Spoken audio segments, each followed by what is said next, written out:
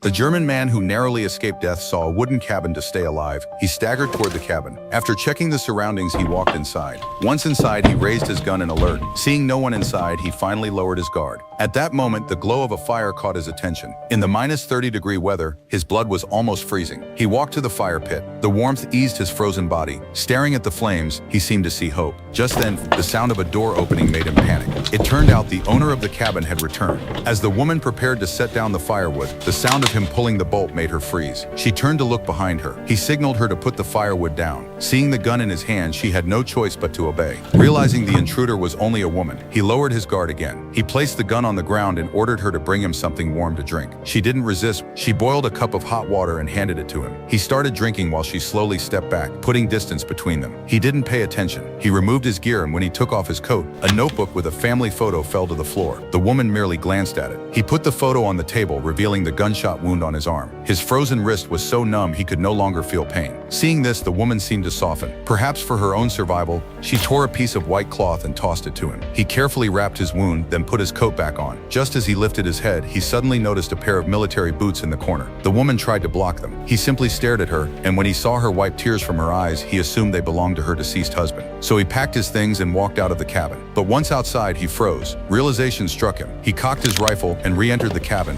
but the woman inside was not the same as before. She was standing with a rifle aimed straight at him, her eyes firm and unwavering. She was a Soviet Red Army soldier. As they stood locked in a standoff, a baby's cry shattered the silence. Remembering her earlier kindness, the man put down his gun, turned around and walked away. The woman did not shoot him in the back. She had seen the photo of his child. He had heard the cry of hers. As parents, they both forgot the war. If only for that moment.